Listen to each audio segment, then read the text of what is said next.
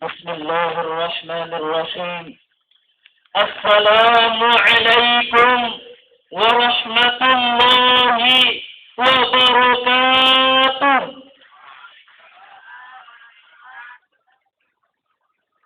Alhamdulillah. Alhamdulillahi rabbil alamin. Wa bihi nasta'inu ala umurid dunya waddin. والصلاة والسلام على أشرف الأنبياء والمرسلين وعلى آله وصحبه أجمعين أما بعد. Merdunya suara azan di subuh hari masih dapat kita dengar dengan syahdu. Sejuknya embun mengapa kulit ketika langkah kami menuju masjid di subuh hari masih dapat kita rasakan laksana salju. Hijaunya rumputan dan dedaunan di kala fajar mulai mengintip di ufuk timur masih dapat kita lihat tanpa alat bantu. Itu semua bukan karena kebetulan dan bukan pula karena kehebatan indera kita. Namun itu semua memang Allah yang mendakinya untuk kita. Betul? Maka pantas hal pertama dan utama pada setiap kesempatan, marilah kita bersama-sama memanjatkan puji dan syukur kita atas kenikmatan yang telah dilimpah ruahkan Zat yang Maha Agung yang kepadanya segala jiwa bergantung. Allah Malikul Nafs yang wajib untuk disanjung, yang telah memberikan kesempatan kepada kita untuk beraktivitas di dalam dinamika dunia fana laksana di atas panggung. Salawat beriring salam senantiasa tetap tercurahkan ke pangkuan Rasulullah Sallallahu Alaihi Wasallam, seorang inspirator yang tak pernah mengklaim dirinya tersohor, seorang fasilitator yang tak pernah meminta honor, seorang orator yang tak pernah selama hidupnya berbicara kotor, dan seorang reformator yang tak pernah menjadi kontraktor kotor apalagi koruptor. Yang kami hormati Dewan Juri yang adil dan arif, panitia pelaksana yang kreatif, para peserta yang kompetitif, serta kaum muslimin wal muslimat yang dirahmati oleh Allah Subhanahu wa taala. Dalam suatu pidato resmi di hadapan anggota parlemen, Perdana Menteri Victoria pernah mengatakan, apabila kita ingin berhasil menguasai negara-negara yang penduduknya mayoritas muslim, maka yang seharusnya kita lakukan adalah bagaimana caranya untuk menjauhkan mereka, terutama kaum pemudanya, dari kitab ini. Sampai mengangkat Al-Quran, hadirin, agar mereka jauh dari isi kandungannya. Selama mereka masih berpegang teguh pada Al-Quran, selama itu pula kita tidak akan mampu mengalahkan mereka. Saudaraku, dari pidato yang telah kita dengarkan tadi, maka pantas kalau bangsa Eropa sangat cemas akan ketidakberhasilan mereka untuk menguasai negara-negara yang penduduknya mayoritas Islam. Kenapa, Pak? Bu? Karena adanya ghirah, semangat Islam yang sangat kuat. Semangat inilah yang seharusnya kita pertahankan dan kita tanamkan kepada generasi-generasi muda dari masa ke masa. Sehubungan hal tersebut, timbul pertanyaan yang besar di hati kami. Bagaimana caranya membangun generasi muda sebagai benteng pembangunan masa depan bangsa yang berpegang teguh pada Al-Quran, mencintai Al-Quran, mengamalkan isi kandungan Al-Quran, serta bangga pada Al-Quran. Hal inilah hadirin yang menjadi topik syarahan pada kesempatan ini, yaitu pemuda dan pembangunan masa depan bangsa yang berlandaskan Al-Quran. Allah Subhanahu wa taala berfirman dalam surah Ali Imran ayat 104 yang akan dibacakan oleh rekan kami sebagai berikut.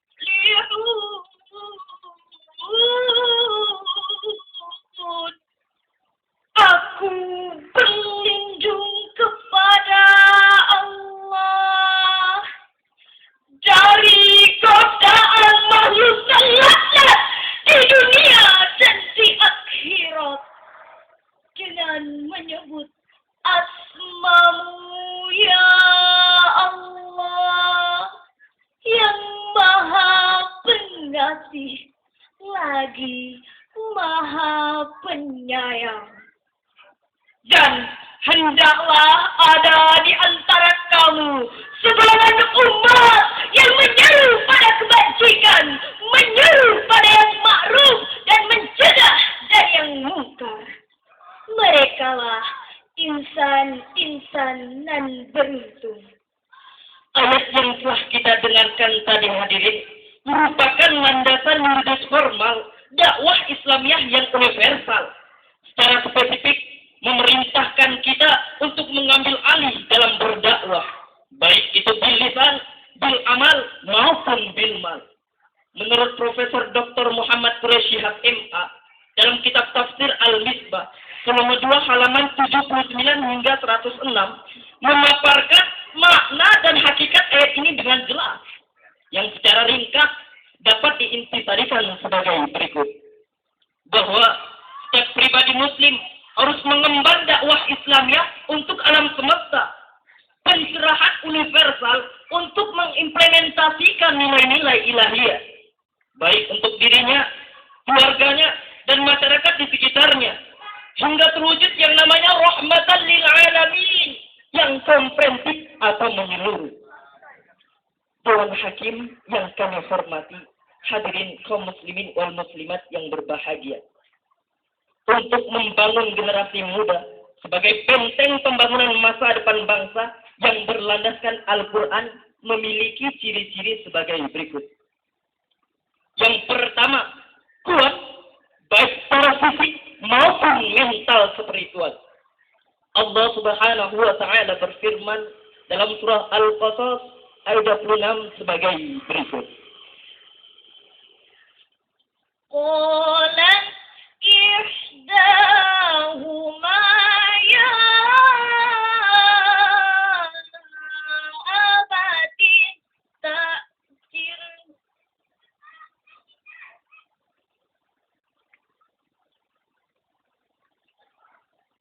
inna khayra man istajartal qawiyyul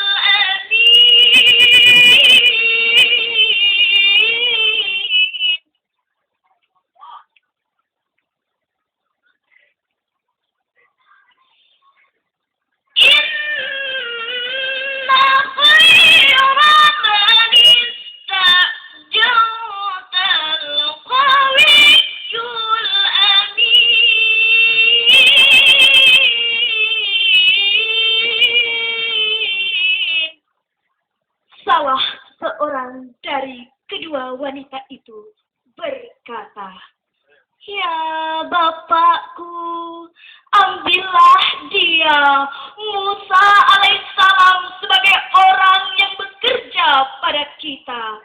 Karena sesungguhnya orang yang paling baik yang kau ambil untuk bekerja pada kita ialah orang yang kuat lagi dipercaya." Asbabun nuzul ayat ini hadirin menceritakan tentang kisah Nabi Musa alaihissalam ketika itu masih remaja.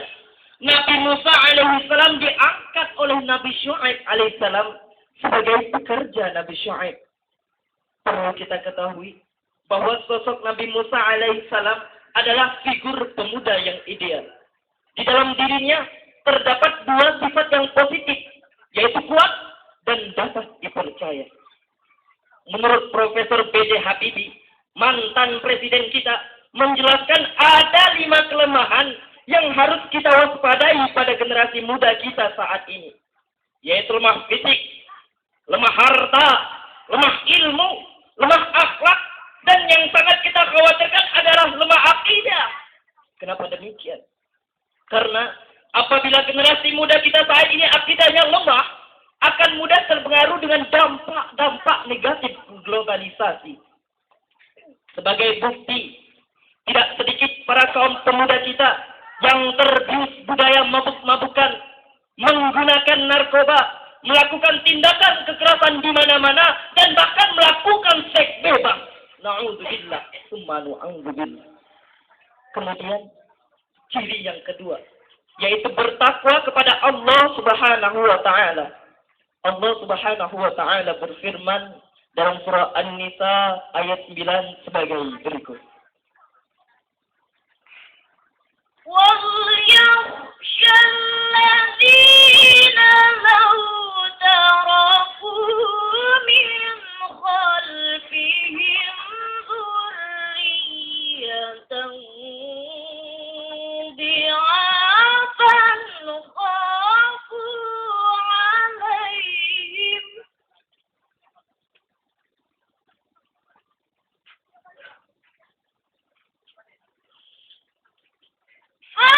فَلْيَتَّقُوا اللَّهَ وَلْيَقُولُوا قَوْلًا سَدِيدًا.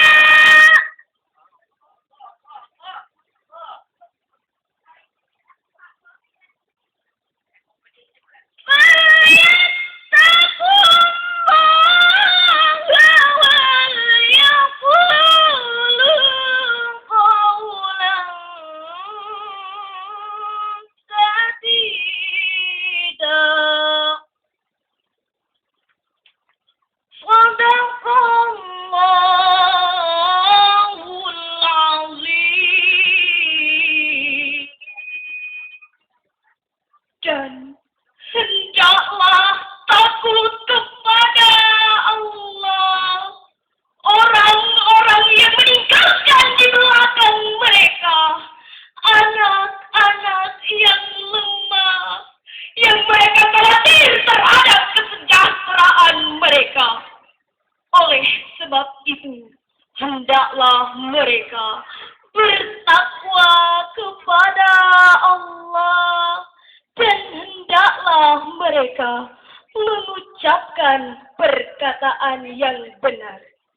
Maha benar Allah dan Maha Agung dengan segala firman-Nya.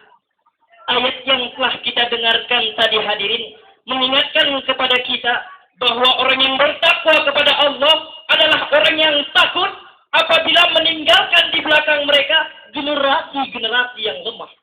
Baik itu lemah ilmu, lemah itu kerja, lebih-lebih lemah iman. Selain itu, orang yang bertakwa kepada Allah adalah orang yang menjaga segala ucapannya. Saudaraku, hal ini mengisyaratkan kepada kita semua bahwa generasi Islam yang Qur'ani adalah generasi yang bertakwa kepada Allah Subhanahu wa taala dengan menjaga segala ucapannya. Kemudian ciri yang ketiga yaitu memiliki ilmu pengetahuan. Nabi Muhammad sallallahu alaihi wasallam bersabda, "Man arada ad-dunya fa'alayhi bil 'ilm, wa man arada al-akhirah fa'alayhi bil 'ilm, wa man aradahuma fa'alayhi bil 'ilm."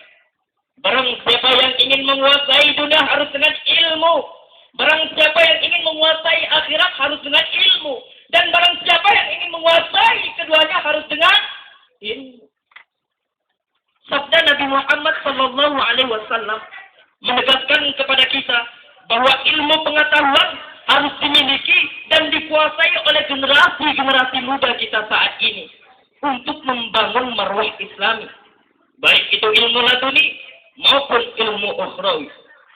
Albert Einstein berkata, "Science without religion is blind, and religion without science is blind." Ilmu tanpa agama akan buta, dan agama tanpa ilmu akan lumpuh. Tuan juri yang kami hormati, hadirin kaum muslimin wal muslimat rahimakumullah.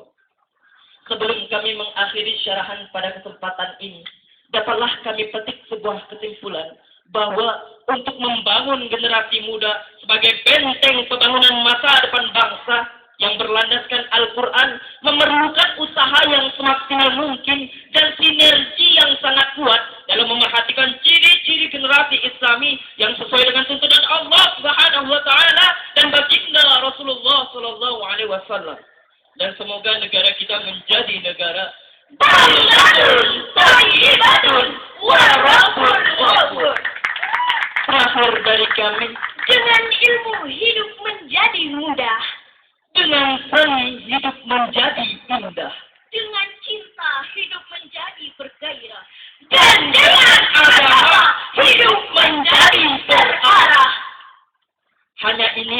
kami sampaikan, kayu belian bukan hasil jarahan. Dibuat atap agar tidak kelilipan. Demikian penyampaian syarahan. Mohon maaf atas segala kesilapan. Beli durian bukan hasil jarahan. Dibelah menantu, dibuat kelak. Demikian penyampaian syarahan. Jika nomor 1 kami tidak kalah. Akhirul kalam, wabillahi taufiq wal hidayah, waridha wal inayah, billahi fi sabil haqq.